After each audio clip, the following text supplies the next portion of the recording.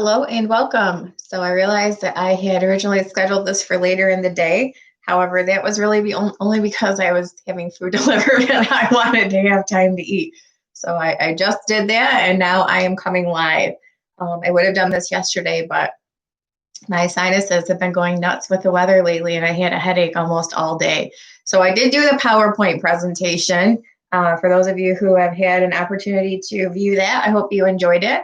So today I am coming to you live to go over what I believe is the last outstanding question that I have at this point in time, which is about Jesus and Melchizedek.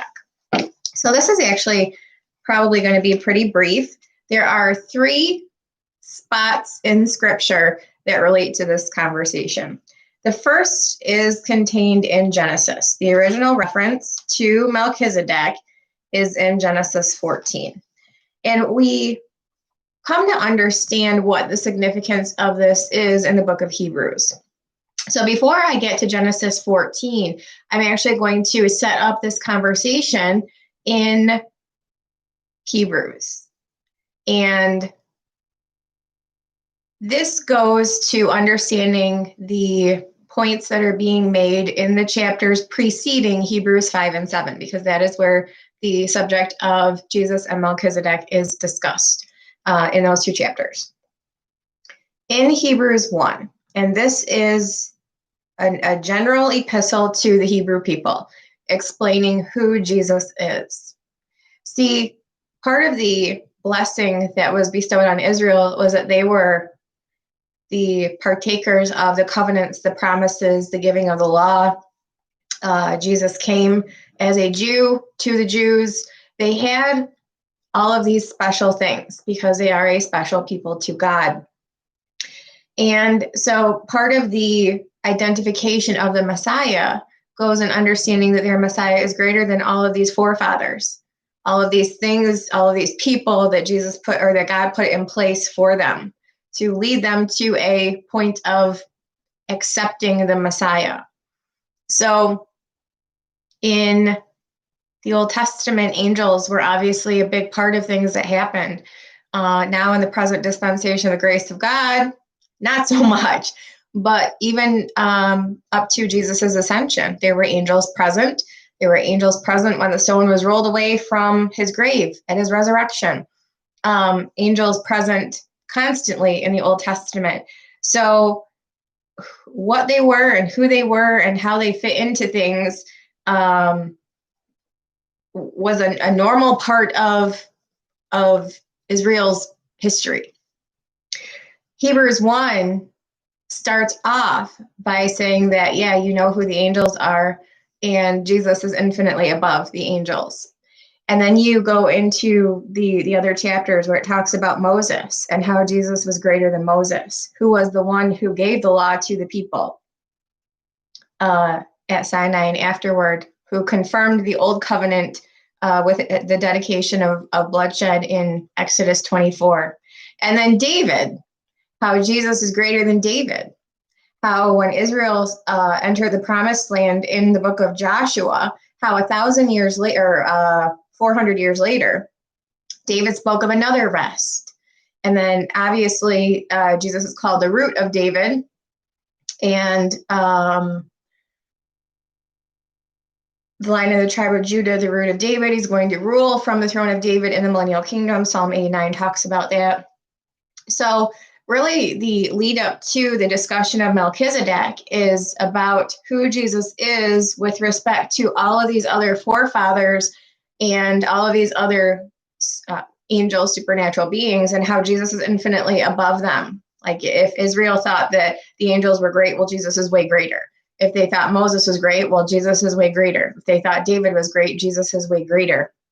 And the conversation with Melchizedek goes to, if they thought Abraham was great, Jesus is way greater. And this takes us back to Genesis 14, because what happened was that there was a battle with four kings. And on the way back, Abraham encountered this Melchizedek and paid homage to him. So essentially what this means, and when you get to Hebrews 5 and 7, it says when the 12 tribes were in the loins of Abraham, because Isaac had not yet been born, and Jacob had not yet been born, and the 12 tribes had not yet been born. But obviously they were in the loins of Abraham. So if Abraham, who was the predecessor and the forefather of Israel, was paying homage to someone greater than him, then that means that everyone who subsequently comes after him, Isaac, Jacob, and all of the 12 tribes, would then owe the same deference to this Melchizedek, or to Jesus, who is after the order of Melchizedek. So that's the whole story here, is when you go through the book of Hebrews, there's an establishment that Jesus is greater than. Jesus is greater than. And the same thing carries back into Genesis when you're discussing Jesus being after the order of Melchizedek, is Abraham recognized that there was someone greater than him also.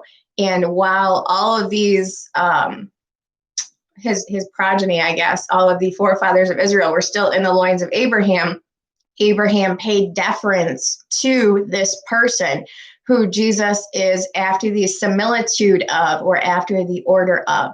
So it just goes, it's another example of showing, yes, you think this person in your history is great, but Jesus is infinitely greater. So the original story is in Genesis 14. I'm going to start in verse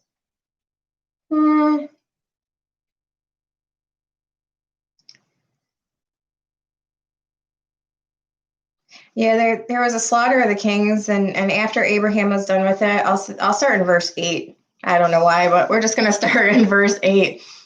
There went out the king of Sodom and the king of Gomorrah, the king of Admah, the king of Zeboim, the king of Bela, and they joined battle with them in the vale of Siddim, with Kedorlaomer, the king of Elam, with Tidal, the king of the nations, with Amraphel, king of Shinar, and Arioch, king of Elasar, 4 kings with 5.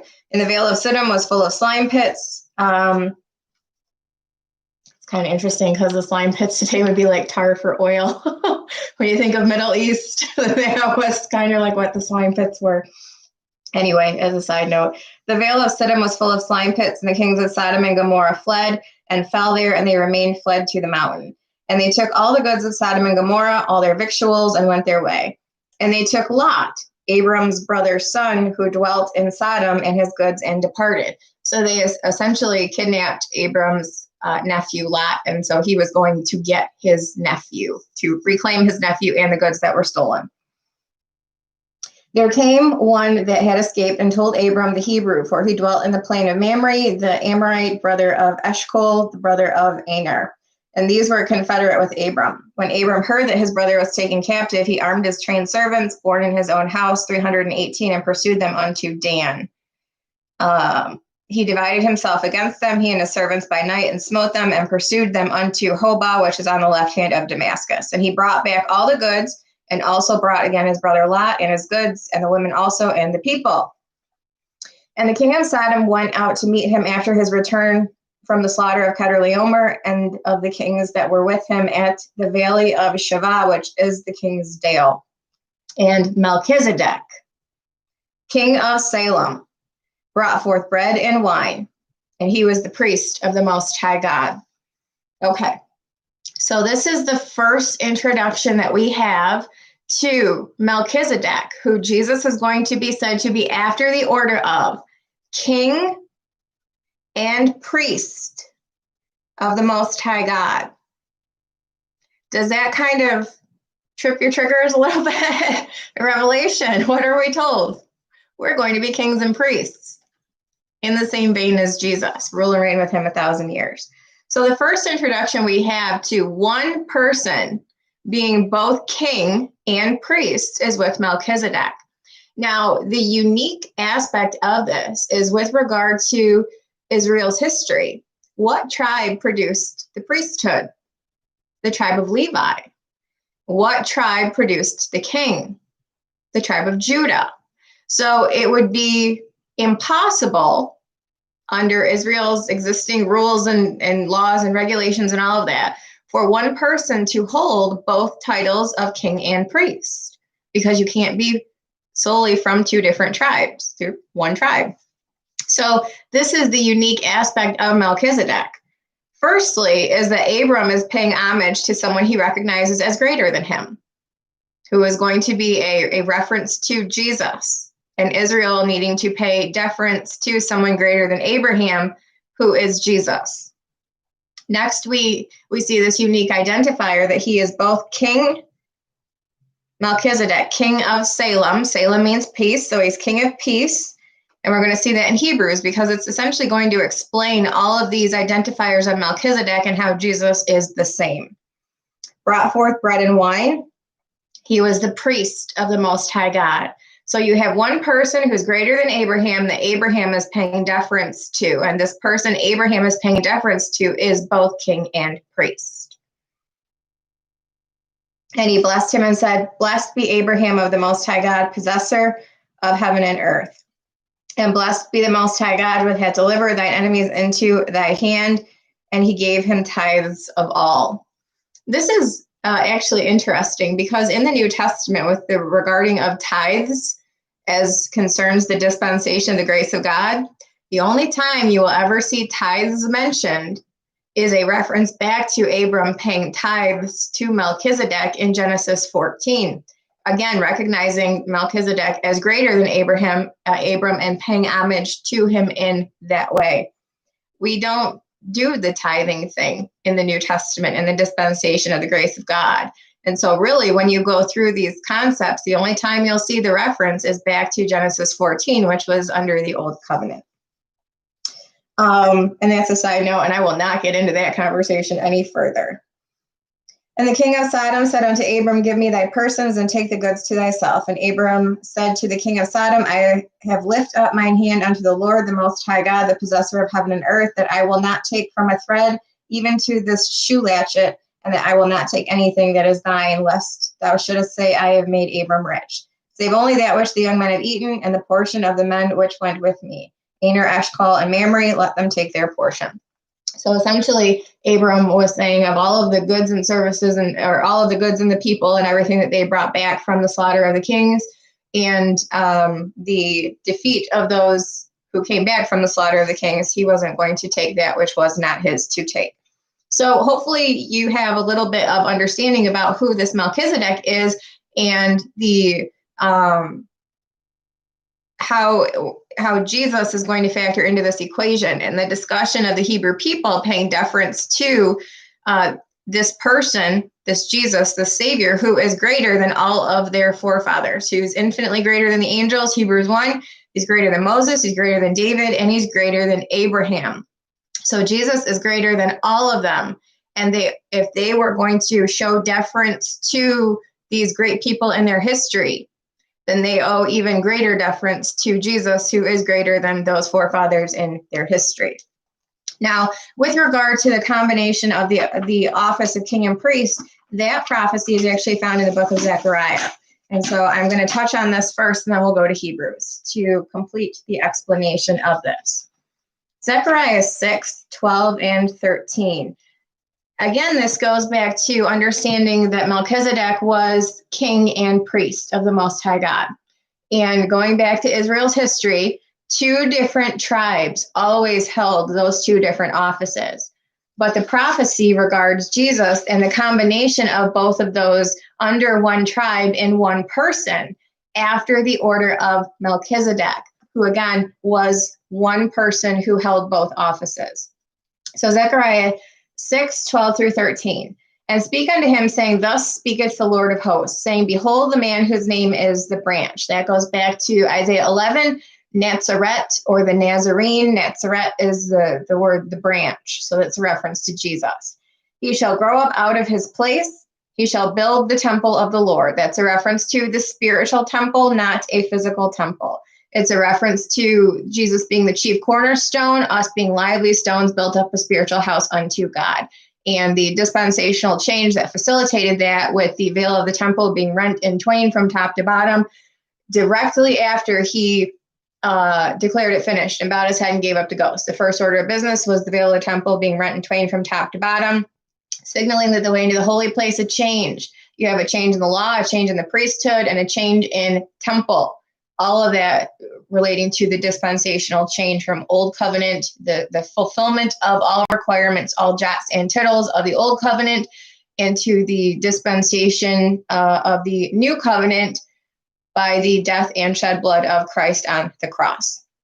So there's multiple prophecies in these two verses, that Jesus would build the spiritual temple of the Lord, but also that he would combine the offices of king and priest in one person, previously held by two different tribes, thus two different people in the Old Testament.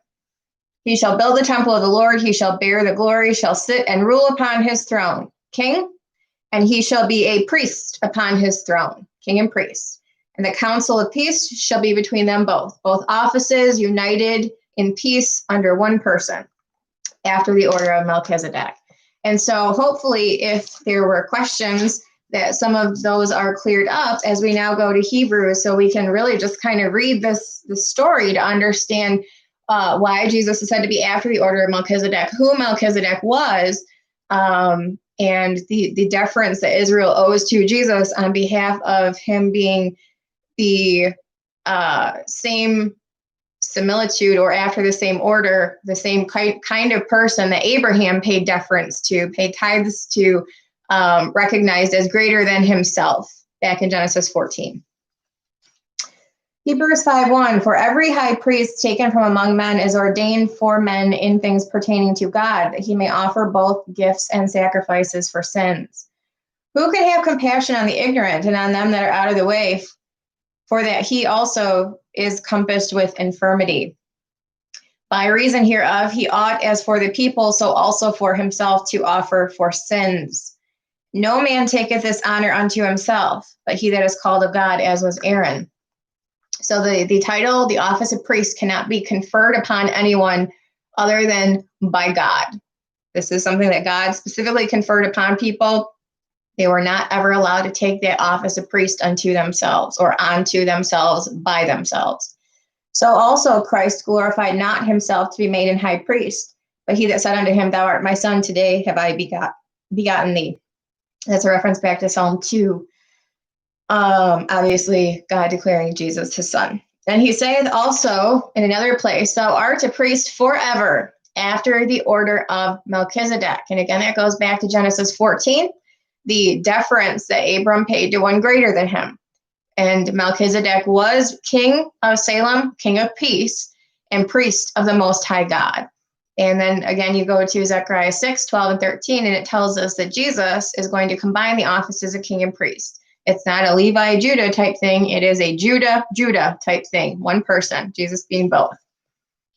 Who in the days of his flesh, when he had offered up prayers and supplications with strong crying and tears unto him that was able to save him from death, and was heard in that fear, though he were a son, yet learned he obedience by the things which he suffered. And being made perfect, he became the author of eternal salvation unto all them that obey him, called of God and high priest, after the order of Melchizedek. So that's the introduction that we have to Jesus being after the order of Melchizedek. Now we go to chapter 7, and because Israel had to, or the author had to square away or shore up a few things with the Jewish people first before they were ready to hear the conversation. So we continue it in chapter 7, verse 1. For this Melchizedek, king of Salem, priest of the Most High God, who met Abraham, returning from the slaughter of the kings, and blessed him. And again, that goes to Genesis 14. To whom also Abraham gave a tenth of all, being first by interpretation king of righteousness, and after that king of Salem, which is king of peace. Okay, well, Melchizedek was called king of Salem, king of righteousness, king of Salem, king of peace. Who also is king of righteousness and king of peace? Jesus.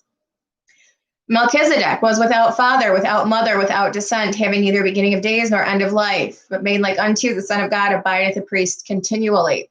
This is the difference between the earthly priesthood and the heavenly priesthood held by Jesus, who is the eternal Son of God.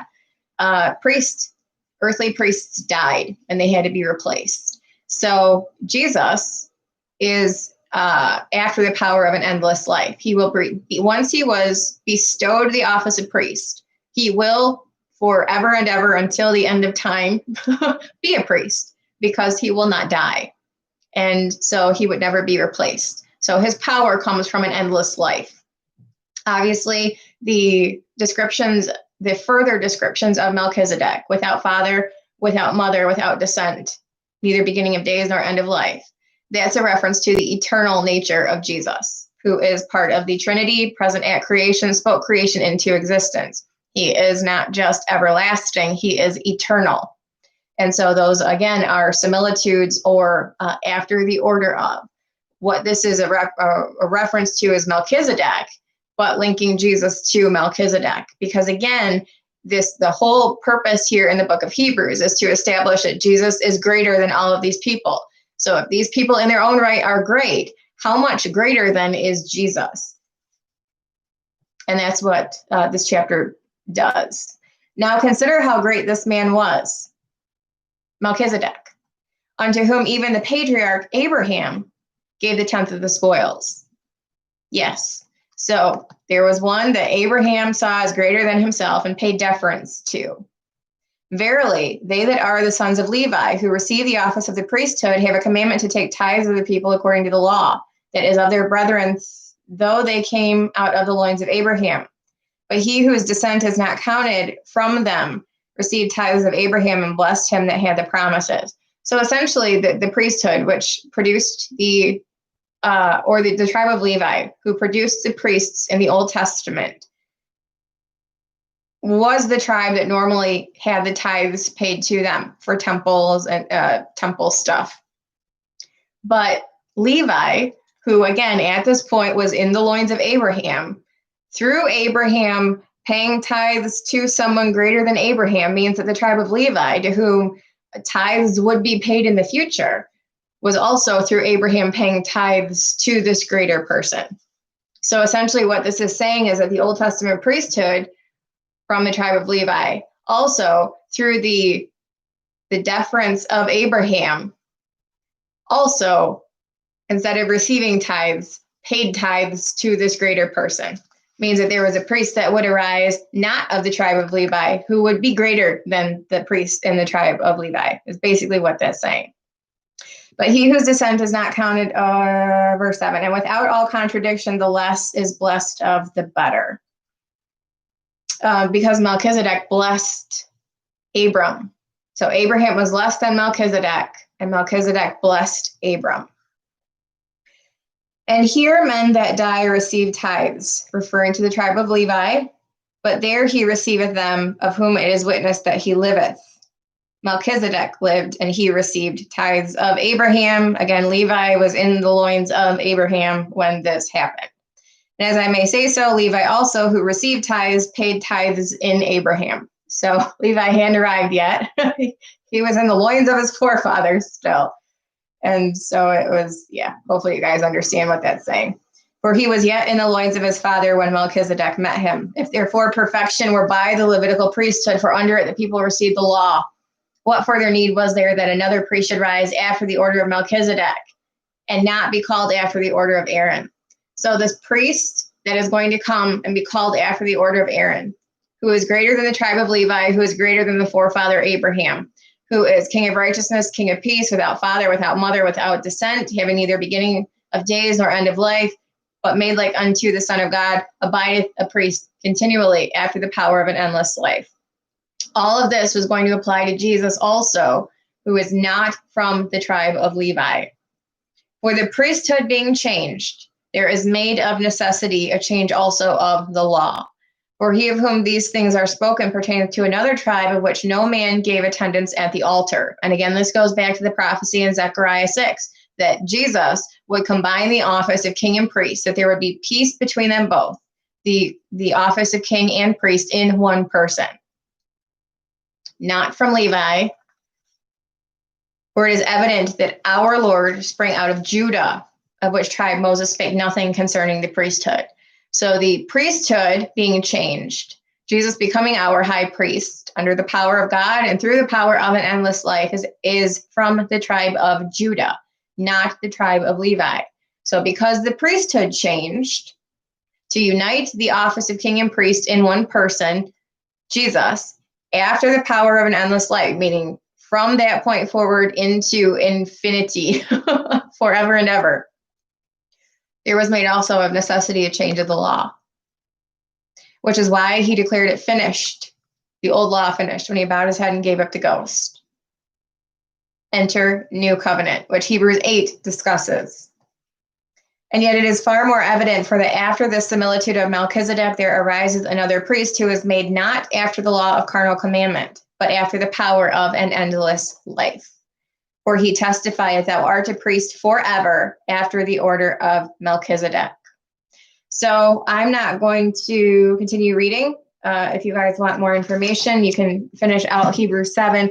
But that's the gist of it, is that there is an establishment of these beings, angels, and these other forefathers of Israel that Israel paid deference to by virtue of the fact that they were, kings and important people in Israel's history. And every single one of them is lesser than Jesus, including Melchizedek, to whom their greatest forefather, Abraham, paid deference to. And that story comes from Genesis 14. And obviously that means the tribe of Levi, who produced the priesthood, also by virtue of the fact that they were in the loins of Abraham, paid deference to Melchizedek also, which means that the priest being after the order of Melchizedek, or Jesus, our high priest, is greater than the tribe of Levi, greater than any priests produced by the tribe of Levi.